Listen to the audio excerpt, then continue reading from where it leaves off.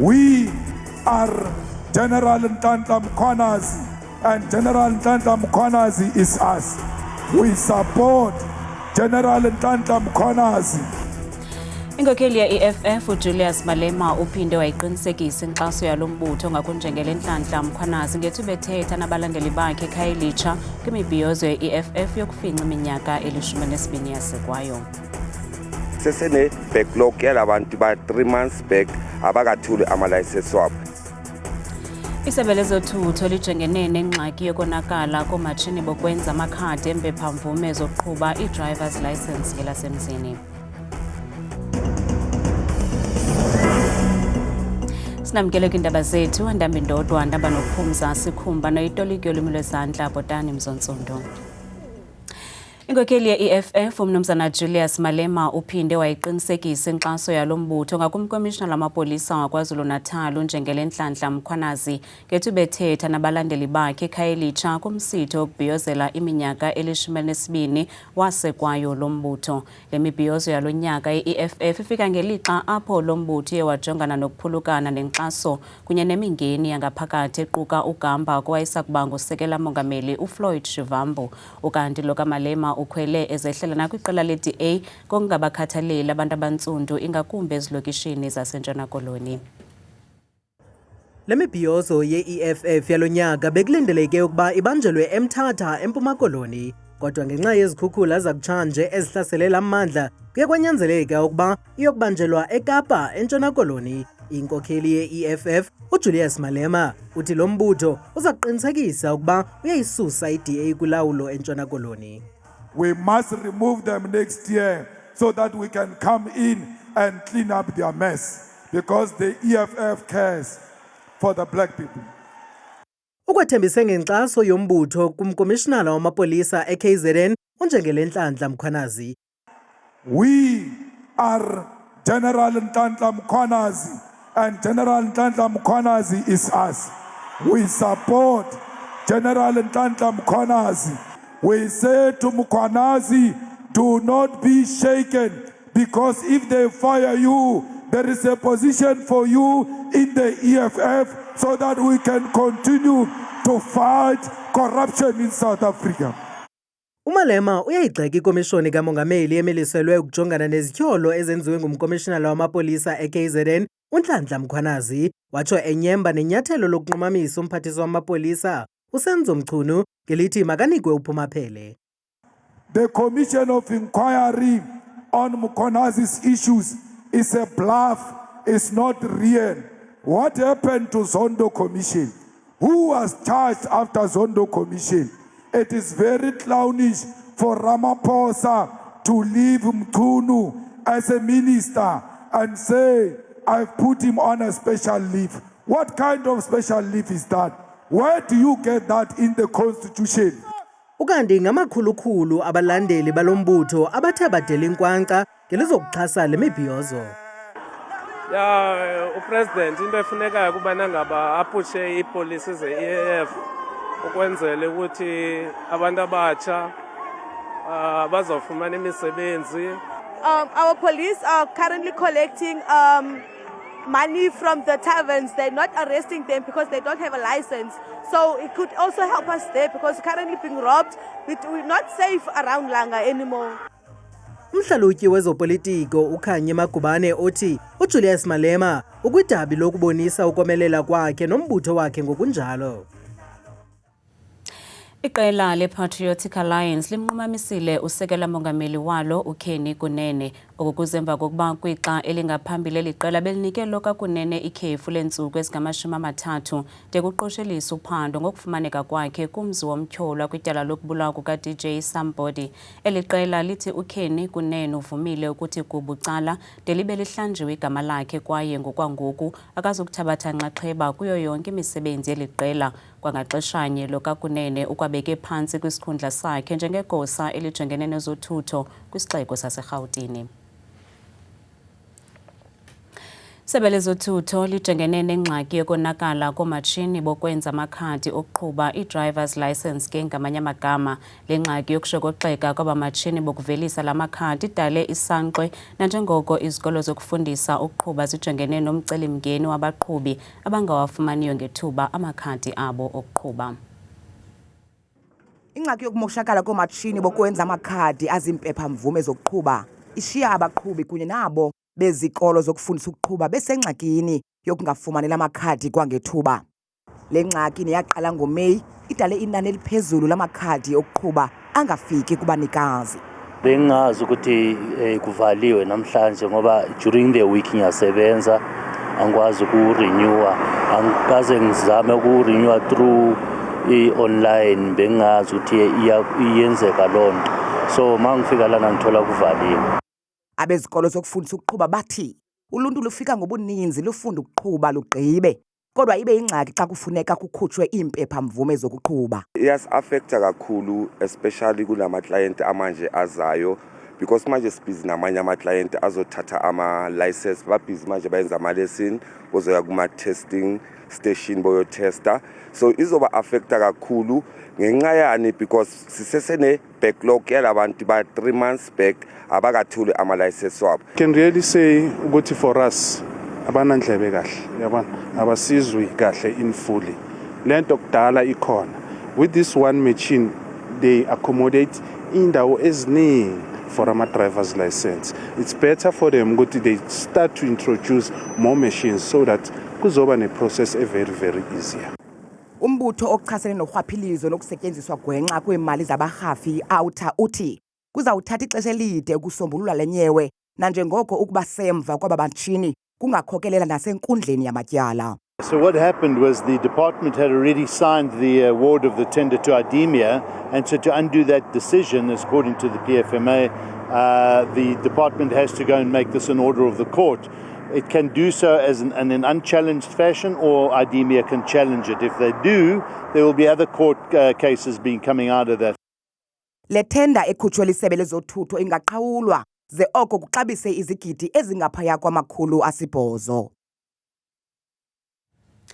Umphathiswa wezamanzi nogutyulo unkosikazi Phemi Majortina utyelele iphulo eliqhubayo lamanzi eSolplaatje kwiphondo laseMntla-Ntshona ukuya kujonga umgama oseluhanjiwe okuzakuthi ngoku. Eliphulo lokulungiswa kweziko elidala lokucocwa kwamanzi eRiverton lixabisa imali engaphezulu kwe-2.7 yeebhiliyoni zeerandi, inxalenye yongenelelo lesebe lezamanzi nogutyulo kweliphondo kwilinge lokunceda lomasipala kuba ahlangabezane noxanduva lwakhe lomgaqo-siseko lokubonelela ngeenkonzo zamanzi ezisemgangathweni nogutyulo. Sele iminyaka engaphaya kwama-55 kwathi kwakhiwa umthombo wamanzi kwesi sixeko, kwaye inani labemi likhulile ukusukela ngoko, kwaye nonikezelo lwamanzi alonelanga. Nangona kubekelwe bucala imali elinganiselwa ku-2.7 billion rands ngakweli phulo, lo kaMajortina uxhalabile ngexesha elibekiweyo nekulindeleke kugqitywe ngalo lo msebenzi. I'm not happy about the process that this is going to take up to 7 years. So what we're going to do now, we're going to motivate the National Treasury to say they must front load us because there is capacity now to build. The delays on this site were meant because of some of the equipment that is not easily available in South Africa. They had to be ordered abroad. Amagosa karhulumente wephondo nomasipala alwamkele utyelelo lomphathiswa kwaye abethelela ukubaluleka kokuqukunjelwa kweli phulo. We are hoping that once the project is complete, we would have permanently resolved the challenges, chronic challenges of water that have been experienced by the Solplaatje residents. Umphathiswa uboniswe inkqubela ekhoyo nanjengoko iphondo nomasipala behlaziya inkqubo yokucoca amanzi. Umphathiswa umemelele urhulumente ukuba ajongane nomkhwa wokufakelwa kwamanzi ngokungekho mthethweni. And I want to urge municipality that we must ring fence the sales of water and invest it back to water. For us to have reliable water and uninterrupted water, we need proper systems. And if we can do that, but also attend to illegal connections. Eqinisekile ngomsebenzi owenziweyo injineli yesixeko ibe yokuqala ukusela amanzi. You're saying this is a clean water? I'll be the first one to drink it. Yeah. It's clean water. uMajodina uzibophelele kolunye utyelelo lwendawo kulo mzi-mveliso ngoSeptemba. Kuzawuthi kangoku sele kusetyenziswe imali engaphezulu kwe-5 million rands kweli phulo. Mapolisa kwiphondo laseNtshona Koloni aphinde athabathisa kwakhona nephulo lokukhangela intwazana eyalahlekayo uJoshlyn Smith kwindawo yogobityholo yaseMiddelburg. Abakwantsasana babuyele eSaldanha Bay izolo emva kokuvela kwezinye iinkcukacha ezingaqinisekiswanga ngokunyamalala kwale ntwazana ineminyaka esixhenxe ubudala. uJoshlyn wanyamalala ukusukela ngoFebruwari wonyaka ophelileyo. NgoMeyi walo nyaka umama wakhe uKelly Smith, iqabane lakhe uJacques Napolis kwakunye nomhlobo wabo uStevino van Ryn bagwetywa ubomi entolongweni ngetyala lokuthutyeleziswa kwabantu. Mapolisa athi acela ukunikwa umtyhi akwazi ukwenza kakuhle umsebenzi wawo. Namhlanje ANC isindleke ingqungquthela yeentshukumo zenkululeko eKempton Park nalapho kugangathwe ngamandla imibutho eyahlukeneyo evela kwilizwekazi leAfrika kwanamahlakani asuka kumazwe afana neRussia neChina angqubanise intloko ukuqwalasela imeko yokuqhwalela kwenkxaso yonyulo. Kule ntlanganiso kukwashukuxwe inkxaso ngakwiPalestina njengoko iinkokheli zigxeke kanobomi zenzo zakwaSirayeli zokuhlasela iGaza. Umbutho i-ANC usebenzise ithuba olifumanayo ukubonisa inkxaso ngakwilizwe lasePalestina kwingqungquthela yemibutho yeAfrika yenkululeko ebanjelwe eKempton Park namhlanje. Ezi ngxoxo zibanjwe ngabathunywa abavela kwimibutho yamazwe afana neMozambique, iFrelimo neZANU-PF yaseZimbabwe. Kambe isigqeba sasePalestina sikwavakalise ukuyonwabela inkxaso ethe gqolo ukuboniswa lilizwe loMzantsi Afrika nelizwekazi leAfrika. We are the disciples of Yasser Arafat. We are asking the disciples of Nelson Mandela and asking them to continue, but also I tell them we will not give up, we will not surrender, we will not leave Palestine. Nakubeni umbutho iFatah uyamkela inkxaso yasePalestina ukwavakalise ungxamiseko lwezopolitiko lobumbano kumaqela asePalestina. We are one family and no reason to be divided.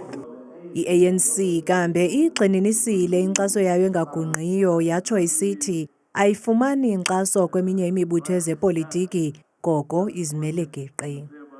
As former national liberation movements, we are reflecting on how in the context of this changing geopolitics we can pursue some of our strategic objectives, like ensuring that the people of Palestine are free from the genocidal, anarchic regime of Israel.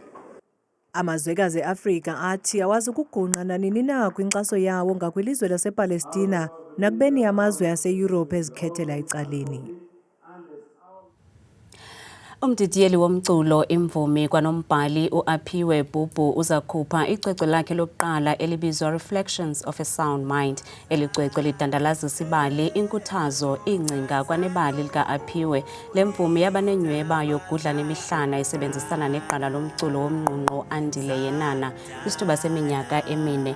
Aphiwe Bubu wafumana isitanga somculo kwiziko lemfundo iBerklee College of Music eBoston kwelasemelika. Aphiwe ubenegalelo ke ekuvelisweni kwamacwecwe amaninzi athe atshotshentla kwelasemelika naquka elika Beyonce elithi Lemonade. Kanti ke apha estudio sihleli naye uAphiwe Bubu. Aphiwe, masikwamkele, khawusichazele lwaqala nini uhambo lwakho emculweni? Mandithi ndaqala ndisesikolweni apha eJoburg boarding school Dina 12. Phaya kwakhona ipiano kwi-quads sesikolo, so namane nizula nimane ngene eroomini yepiano ndiyive ipiano ithini ndade ndafunda ke ngokudlala ipiano. Ndivile icwecwe lakho elitsha elithi Reflections of a Sound Mind ulenze ngeeyure ezilishumi kuphela, ungasichazela banzi ngalo? Yazi beningazimiselanga ukwenza ngeminenye, qha ke umuntu endandisebenzisana naye wathi hayi mfoko kuhlale phansi simane sirecorda ngengoma. Yahamba ke i-hours zayi-10 xa sithi sijonga hayibo siyigqibile i-album. Intoni ekhuthazileyo ngethuba usenza elicwecwe wakhetha nesihloko esikhethileyo? Yazi njenathi ukubuya kwami apha ekuqaleni konyaka ndizokhe ndimamele uba ekhaya into zime njani nami ngomphefumulo kuba ndiwela cala ixesha elininzi. Dathi inoba ke ngoku into endiyibonayo kuba ndimamelisisa I'm doing a lot of reflecting and then dathi ke ngoku it would be best ukuba ndiyibize reflections of a sound mind because ke ngoku ndiyakhupha ke ngoku into endizicingayo. Sengcamele asisakwazi ukulinda liza kuphuma nini yaye uthena umyalezo wakho kubathandi bomculo wakho? Next week Thursday 31st July lizophuma umyalezo ukuthi mamelisisane. Okay. Aphiwe siyabulela sibamba ngazo sosibini. Nkosi ngexesha lakho.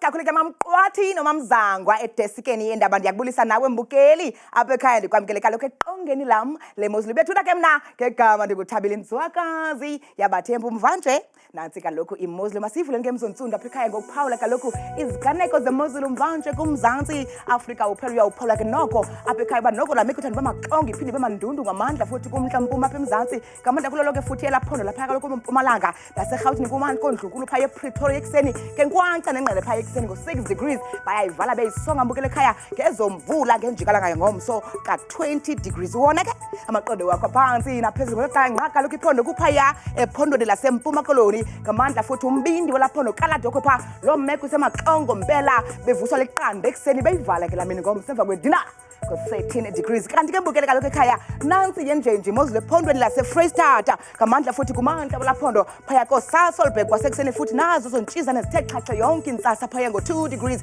kanti emva kwedilala ngomso beyisonga beyivala ngo-17 degrees ngokuhloka ngomso bethula ekhaya nambe nami ngokubanzi phaya ephondweni futhi elisentshona koloni ngamandla mbukelo wami kwimpuma namazantsi welaphondo ndawo ezifana phalo koGeorge kwasekuseni futhi inkwanxa nomoya obhudla ngokuqatha xa bevuka pha ngomso kanti ke bona baphila ngolu hlobo phaya ephondweni eliseNorthern Cape ngomso futhi amantla welaphondo kuRuban kwasekuseni futhi ngo-4 degrees naphaka kokhimbali nomeko usemaxongo ngenxa yenqele isiza kaloku neqanda ekuseni ngomso ubona ke benjenje phaya ephondweni laseNorthwest ngomso futhi ngamandla kumbindi namantla welaphondo Mahikeng kwasekuseni futhi ngeso sithandathu napha indawo esiphakathi kwelaphondo eLasimbe kwasekuseni futhi ngaye kaloku mbukeli wam la-6 degrees xa bevuka ngomso bethile ekhaya apha eRhawutini apho sikhoyo thina ngalo mzuzu futhi mbukeli wam amazantsi welaphondo futhi kuseSprings kwasekuseni futhi inkwanxa nomoya obhudla ngokuqatha phaya futhi xa bevuka ngomso ngaye la-2 degrees bethuna masinyukeni ngokubanzi futhi phaya ephondweni elikumantla apha emzantsi iphondo elo kaloku yiLimpopo ngamandla ke mbukeli wam elaphondo amazantsi walo bilabile ekuseni futhi ngo-7 degrees napha kophalaburwa yi-12 nemvula nentshizane yonke laa ntsasa masehlini ngokubanzi kwakhona bethuna ephondweni elisempumalanga ngamandla futhi amantla welo phondo sikhukhuza ekuseni qaba ngamafu ngo-12 degrees napha kombombela futhi inkwanxa nengqele ekuseni vuma ndiyivale ndiyisoke kaloku imozulu phaya ephondweni laKwaZulu Natal futhi ngamandla kumbindi welaphondo nentshona njengaphaya kaloku koLadysmith ekuseni futhi loo mafa bekwempela ngesixhenxe xa bevuka mna ndikuthanda kangaka xesha lemyole.